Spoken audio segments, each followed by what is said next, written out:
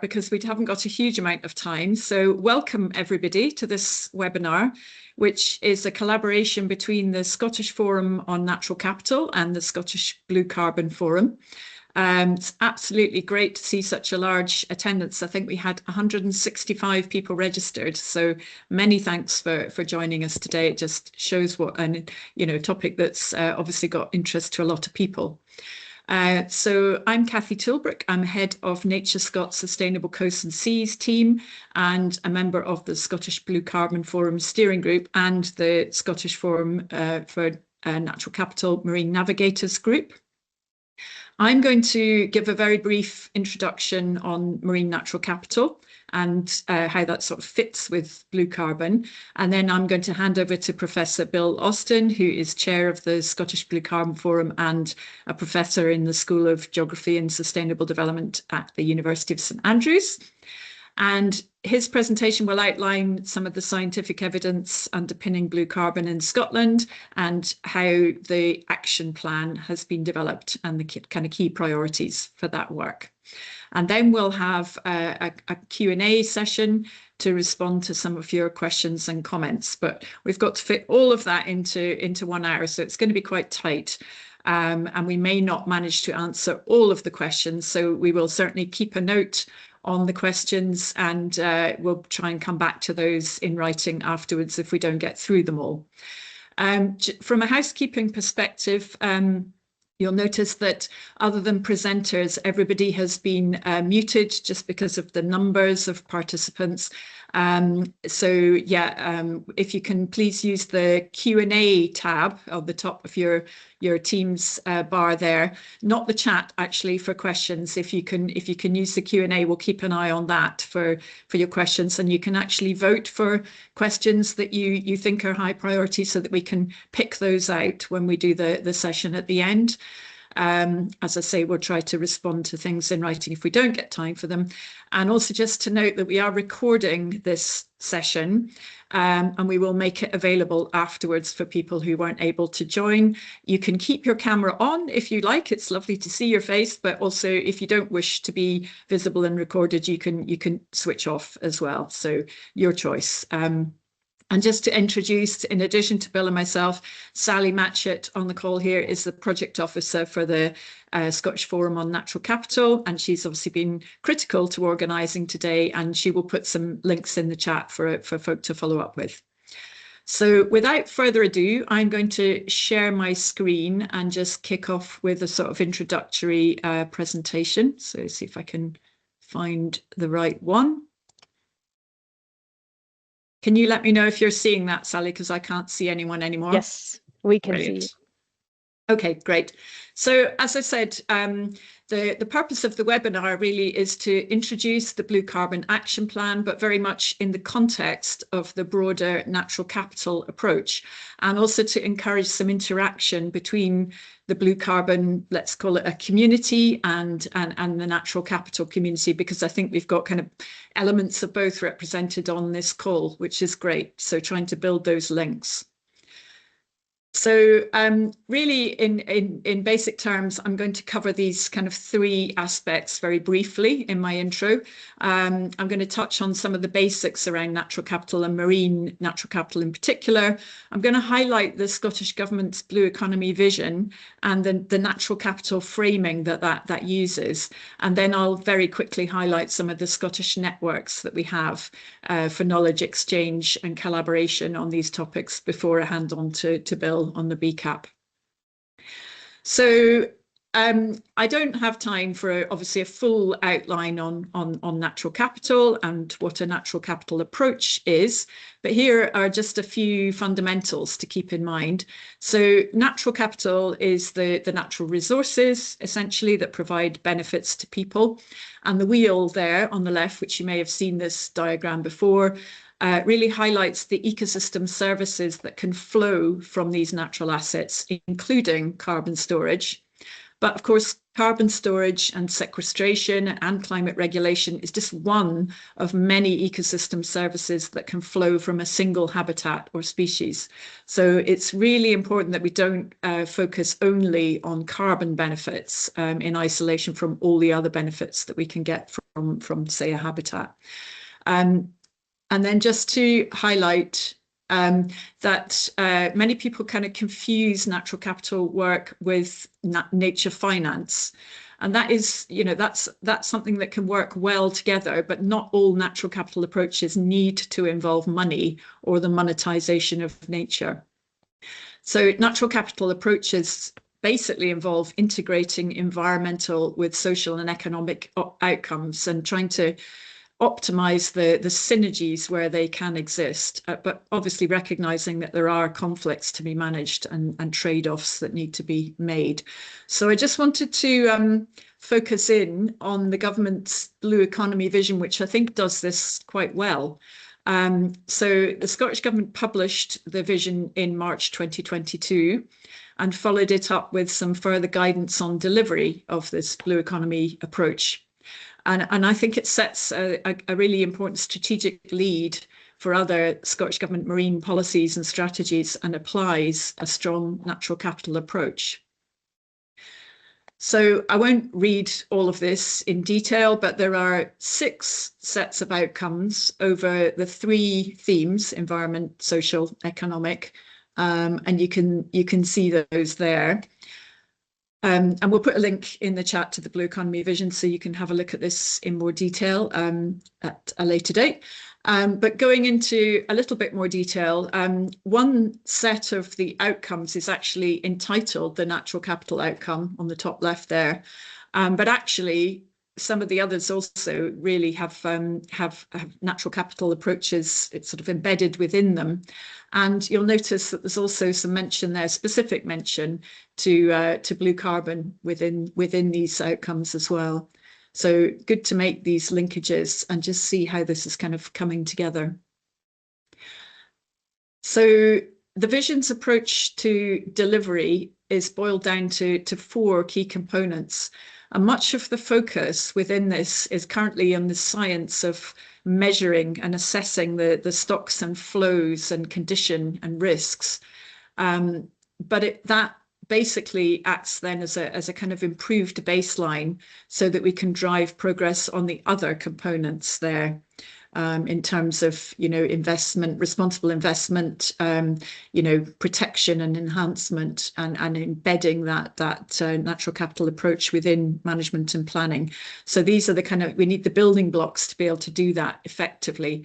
And again, making the link to the Blue Carbon Action Plan, as Bill will go on to describe, there's again a lot of focus there on being able to actually understand the carbon stocks and flows before we kind of take action on the next stages of that work. So then the Blue Economy delivery document unpacks some of the challenges in making the leap to applying natural capital approaches in decision making, and these are kind of outlined here. But as I say, these are just as relevant really to carbon and climate mitigation aspects as they are to all the other ecosystem services. So just useful to keep an eye on those kind of challenges that we have there. So that was really it in terms of a kind of very brief overview of marine natural capital in particular and the Blue Economy vision. But before I hand over, I just wanted to also highlight some of the kind of forums and organisations that are useful in stimulating this interface between the natural capital community and the blue carbon science community. So we've got there on the top the Scottish Forum on Natural Capital and the 4 hubs that sit within that, plus a kind of wider network of community inclusion and benefits aspects there. Obviously, key today is the Marine Natural Capital Navigators group, but we have good links to these other sort of working group hubs as well.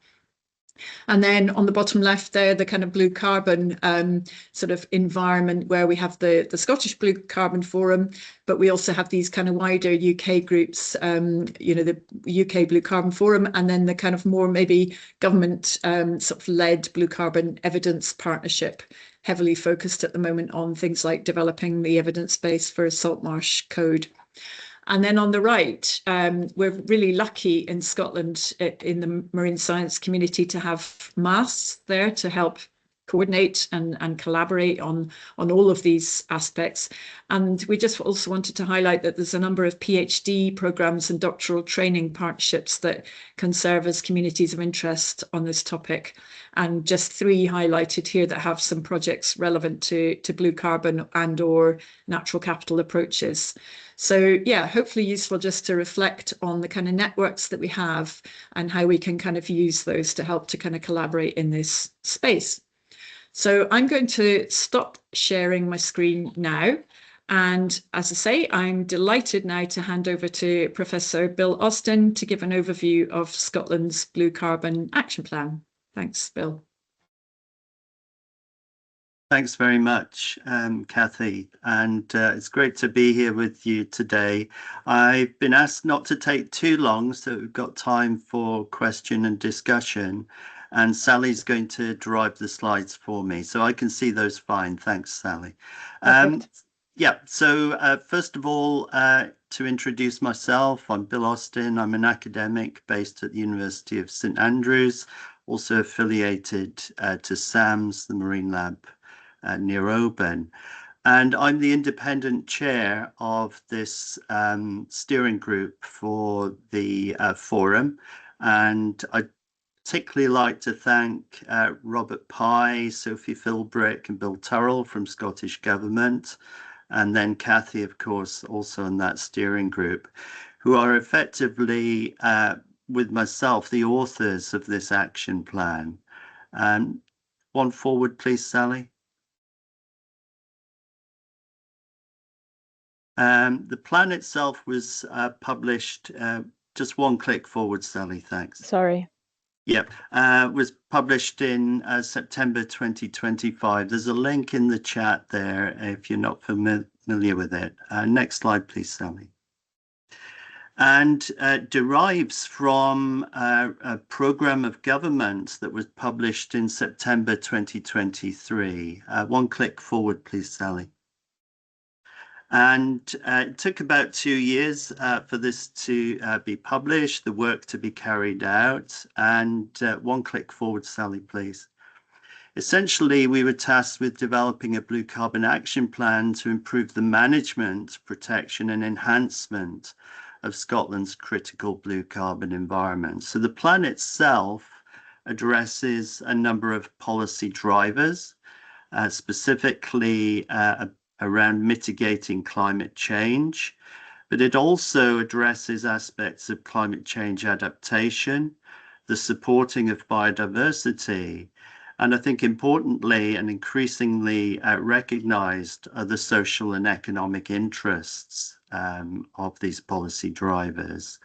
And then the main policy levers include marine planning frameworks, marine licensing, marine protected areas, and priority marine features. Next slide, please, Sally.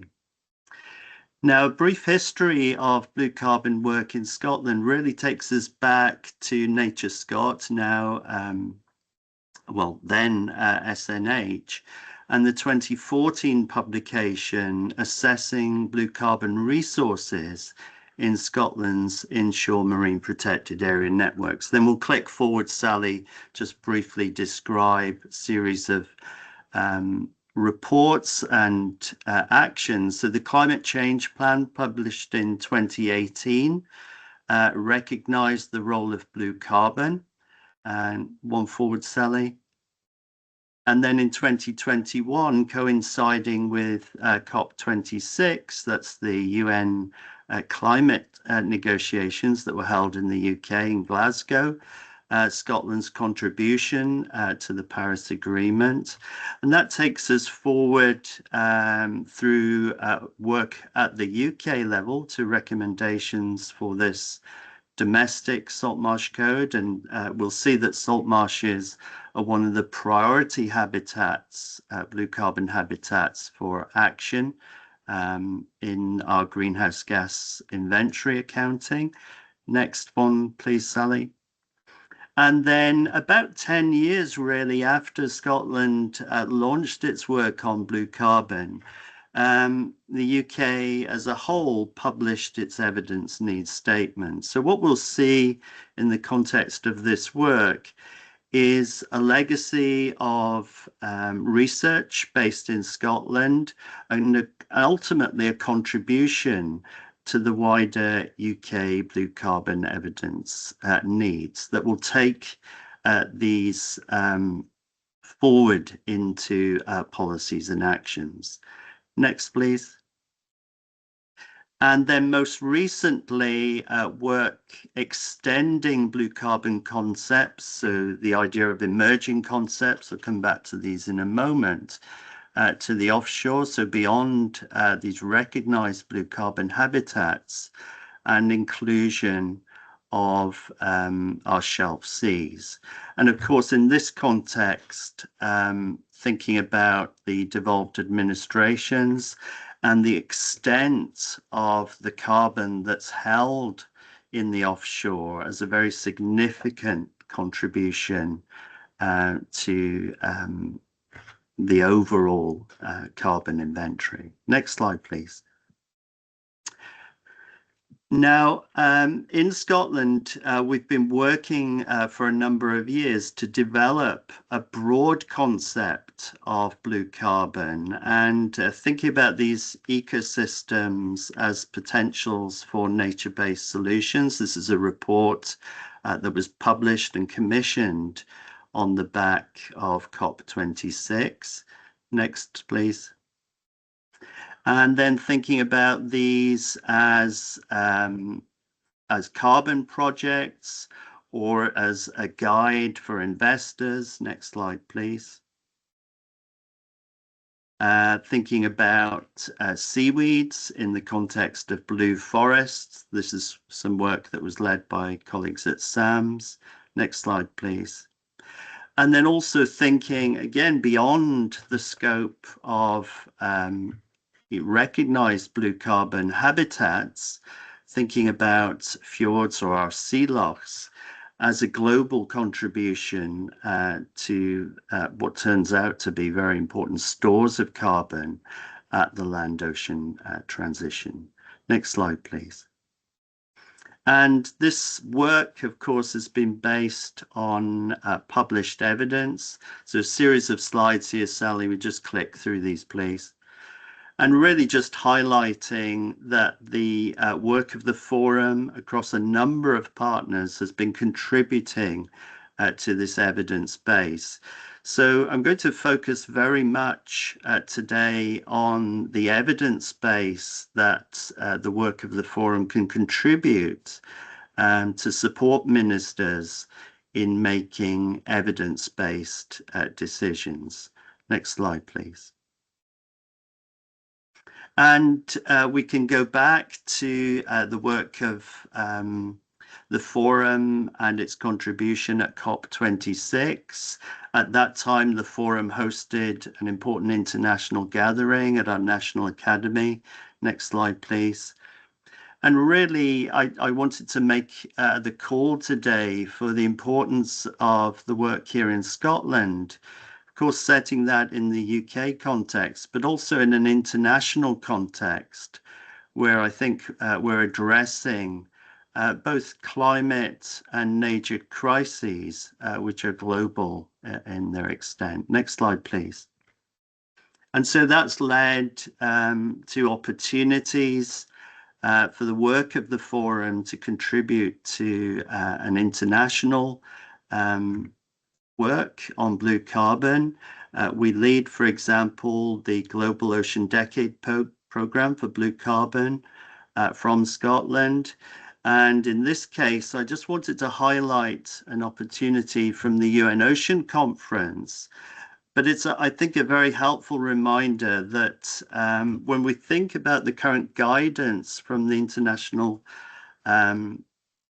frameworks that exist, the IPCC, for example, direct ocean action for climate mitigation only comes from blue carbon ecosystems at the moment. So they become a very important contribution to thinking about climate mitigation within those existing frameworks. Of course, these frameworks are going to evolve and emerge over time. And they do have scope for their inclusion, as I think Cathy was highlighting, in nationally determined contributions, national adaptation plans, and national biodiversity strategies. So I think one of the things that we would recognize in the work of the forum has been the need to think about blue carbon as if you like, a label that incorporates many of these opportunities. And next slide, please, Sally. So about 10 years after that first SNH report was published, we got to the point of publishing and releasing a blue carbon action plan. This is Gillian Martin, the Cabinet Secretary for Climate Action and Energy, as we launched the plan last September.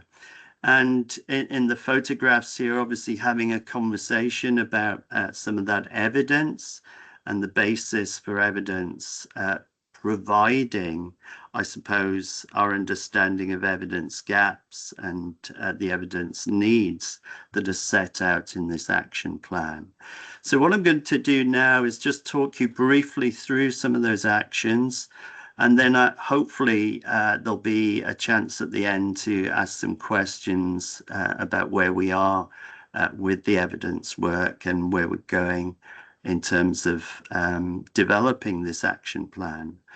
Next slide, please.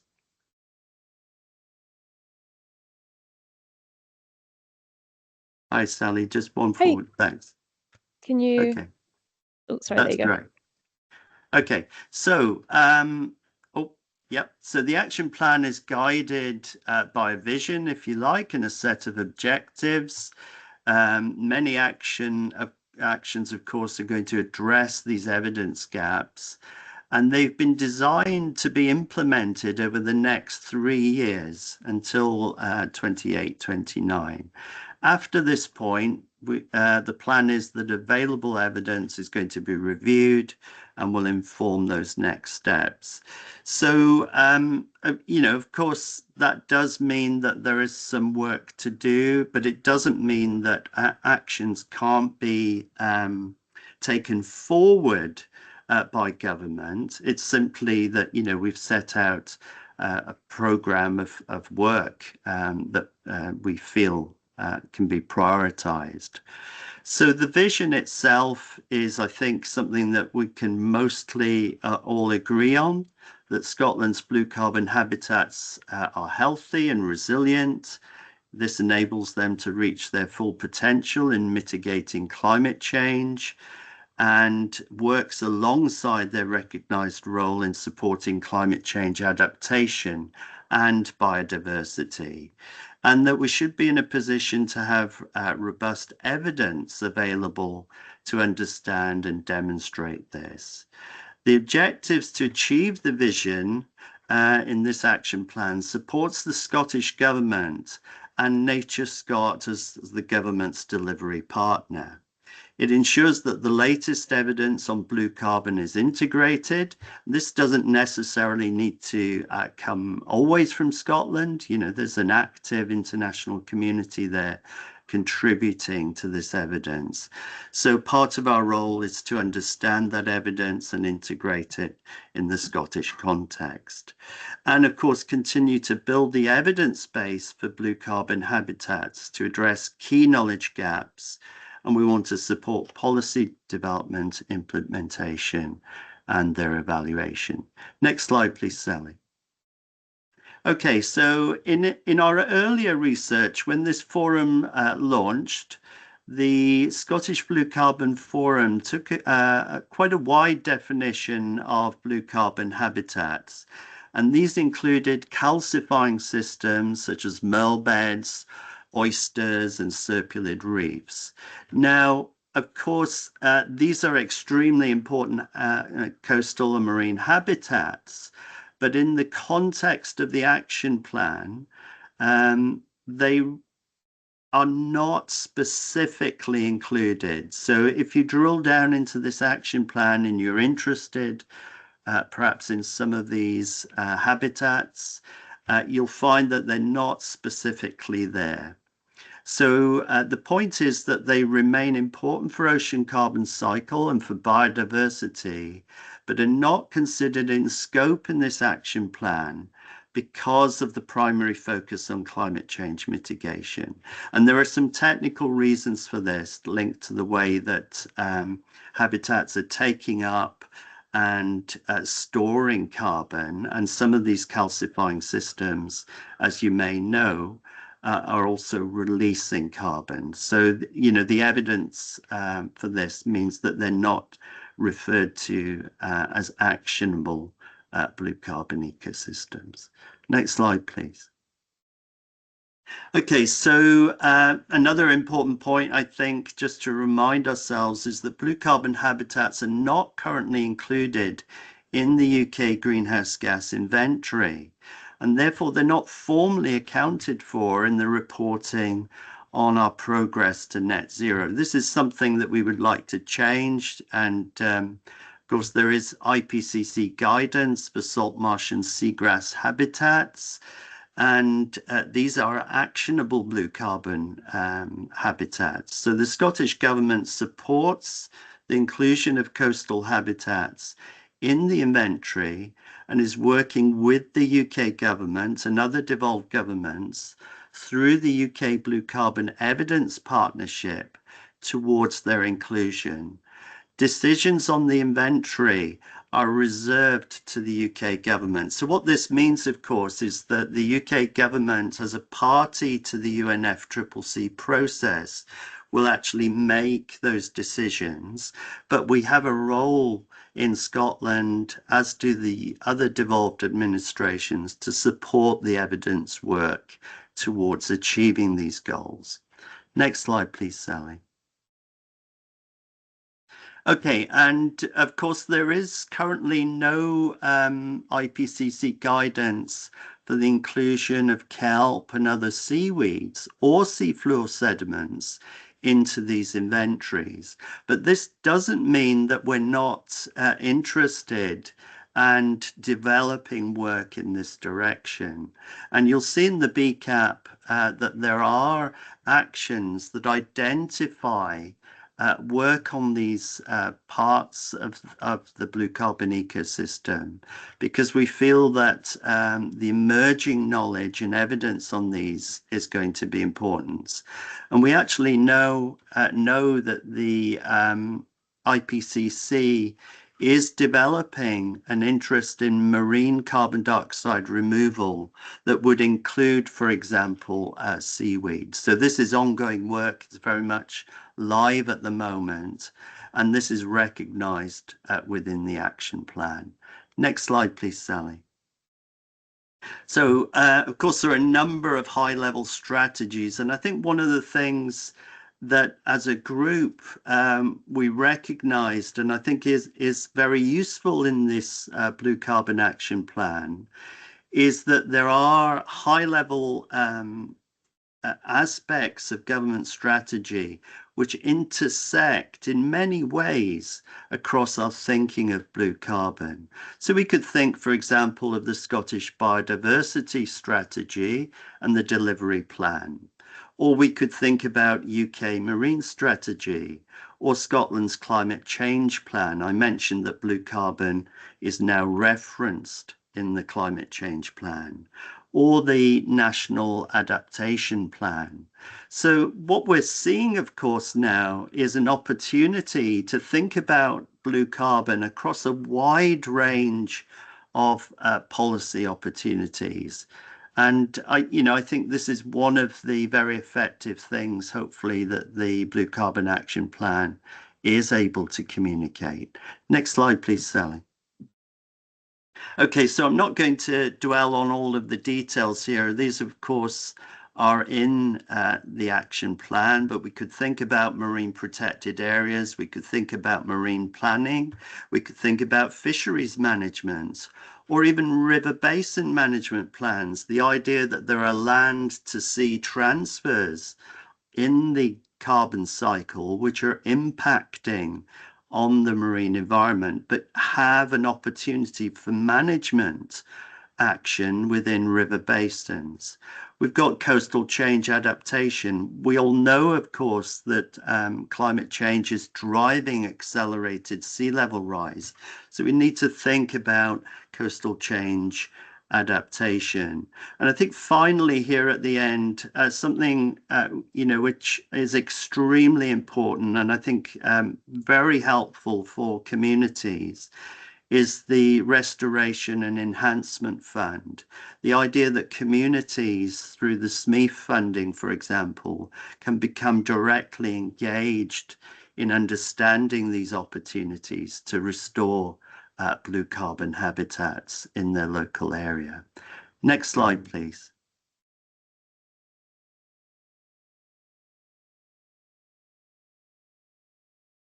Someone come through? There we go, salt marsh. Okay, so I'm going to go through these now. I'm conscious that Cathy will be keeping a close eye on the time. So go through these. There are about just over a dozen of these action plans, and I'll just quickly talk you through them. I can, of course, answer any specific questions on where we're up to with some of these, and we'll collate the questions and provide feedback on these as well. In terms of our salt marsh, so these have come through as a high priority, as I've said, because the UK sees the opportunity to implement these habitats into our national greenhouse gas accounting, so into the inventory. We've done a lot of work in the forum to support an understanding of carbon stored in salt marsh habitats, but you'll appreciate that whilst these systems can take up and store carbon, they can also be involved in the release of carbon back to the atmosphere. So one of the things that's currently going on and is being led by UK CEH is a UK-wide network for greenhouse gas fluxes. And we've been supporting this with funding to establish one of those flux towers here in Scotland. We know that we need to improve and update our maps of salt marsh habitat extent. And this is a fundamental evidence need for our work on blue carbon. A little bit easier, of course, with our salt marsh habitats, but still there are some challenges. Small area habitat mapping would be one example I could give you here. And then the third point here is integrating this coastal wetland habitat in the context of coastal elevation and of course sea level rise, and an effort ongoing now in Scotland to improve the LiDAR mapping. So this is a means to create digital elevation data for these low-lying habitats. And of course this can be used as a part of mapping and modeling the response of these habitats over time. So if we're thinking about land use and land use change, these are key elements of the greenhouse gas inventory work, but also going to be very important to understand how these habitats will change over time. Next slide, please, Sally. We also want to understand salt marsh health and pressures. And whilst we might implement projects which create a new habitat, so that would be a direct management intervention, say through managed realignment of the coastline, we reflood a low-lying area, recreate perhaps one of these coastal wetlands. There's also work to be done on understanding large-scale management action. and really understanding overall health and pressures and integrating these with our blue carbon knowledge. So it's about the metrics, it's about the way that we think about condition. Do we mean condition across the UK when we think about these habitats? I suspect we use slightly different metrics. So there are some challenges there. And then the fifth point here, as I've mentioned, is identifying sites for habitat restoration and creation. We know that global sea level rise is driving coastal squeeze in some areas. And so if we want to maintain the extent or even expand the extent of these coastal wetlands, we're going to need to think about different management strategies for our coastlines. And there are opportunities, of course, for habitat restoration and creation through managed realignment. Next slide, please, Sally. In terms of seagrass, one of the things that the Forum has been working on is a baseline survey of carbon storage in new seagrass projects, working alongside this very large funding program that's over 2 million from SSEN distribution. This is via SMEF, and it's a community-based seagrass restoration project. But of course, that didn't provide, the evidence to understand the blue carbon additionality that might flow for these. So this is something that we've recognized as an opportunity for the BCAP to contribute to that restoration work, and really trying to build the evidence alongside the need for action and restoration. And I think this is the right way to do this. And then supporting habitat restoration and creation. This is work being carried out by NatureScot, but of course, it's really important, I think, that we've got some well-considered plans for this work going forward. And then eighth, there is understanding existing and proposed protections. So the extent to which existing protected areas and current and proposed management measures for fishing activity, for example, could reduce pressures on blue carbon within known Scottish seagrass beds. And, this is an important part of why we need to understand habitat distribution and improve our understanding of habitat distribution, because ultimately these become management tools which we can put together with some of these proposed protections. Next slide, please.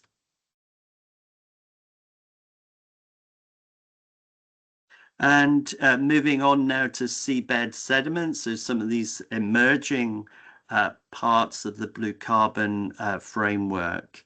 We're really needing to model and map the vulnerability of sedimentary carbon. We've been active in the Forum in developing some of the understanding of these vulnerabilities, but this work is, of course, ongoing. We want to quantify the impact of natural and human-based disturbance. We want to map and quantify and improve those tools to understand where that carbon is, where it's most vulnerable. And of course, understand and improve our understanding of what those seabed disturbances and pressures are from human activity. So that work is actually ongoing. The 10th action is on-site research to assess pressures on sedimentary carbon. So this has really been building on this work and developing regional studies. Scaling up the findings to all Scottish seabed sedimentary carbon. So how do we take this evidence, and that evidence remains, of course, debated, as you may know, but ultimately how are we going to take this evidence and scale it up to help manage all of Scotland's seabed carbon? And then finally there, as the 12th action, is to understand existing and proposed protections. And this is work underway. It's essentially a geospatial analysis of how do we put together our understanding of these characteristics and vulnerabilities of the seabed with our improved understanding of the pressures from fishing activities, but of course, you know, there are many other growing pressures on the marine environment, and we need to bring these things together to develop improved tools for better management of the marine environment. Next slide, please. Bill, you've got about 5 minutes left. Yeah, almost there. Thanks, Cathy. I want to come back to these kelps and other seaweeds because we do recognize the importance of these. We know there's a growing interest in seaweed farming, for example. This is a global phenomenon.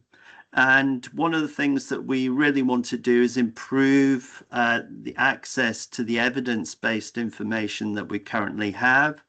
And there is a small component of work underway to improve the evidence base here. And this also includes a review of the latest scientific evidence. And, you know, this will be part of the work of the action plan. So we really need many stakeholders to help contribute to this work. Next slide, please, Sally. Okay, and then the next steps now are based around monitoring and reporting. The delivery of the actions in this plan are going to be overseen by the Blue Carbon Forum. By the end of 2028, the Scottish Government is going to review the implementation of actions, which will include considerations of the state of blue carbon evidence and existing policy approaches to inform next steps. So, you know, there are some very clear objectives that are set out by collecting this evidence. And I know sometimes it feels as if we're not moving quickly enough, but, you know, this has been a journey, and I think the evidence base in some of these is growing very nicely now. And just on the right-hand side there, just to acknowledge the opportunity for partnership working. So in October 2025, just last October, we were able to work with colleagues from SAMS and actually with the Scottish Government scientists on board a Scottish Government research vessel, Alba Namara, to tackle some of the very specific points that are set out in this action plan. So this is a real partnership with academics across Scotland contributing to this effort. And then, of course, finally, and it's really important to say this, I've made the point about multilateralism, is that coordinating wider efforts. The Scottish Government continues to provide financial support to the UK Blue Carbon Evidence Partnership and works collaboratively with partners both here in the UK and internationally. And we're promoting what I think are very positive aspects of nature-based solutions to tackle both climate change and nature loss. Thanks, Sally. I think one more slide and we're done. Yeah, so that's it. Whistle stop tour. I'm very happy with Cathy to take questions. Feel free to contact me at that email address. I'd like to thank again Sally for the Marine Natural Capital Navigators, the Scottish Forum on Natural Capital, and then our partners in the Scottish Blue Carbon Forum. You know, this is very much a collaborative effort across a number of science organisations here in Scotland, and, you know, bringing together of some of the expertise that we have in Scotland to address some of these evidence needs. Okay, thanks very much, Sally. Thanks, Bill, and fantastically on time. So well done for that.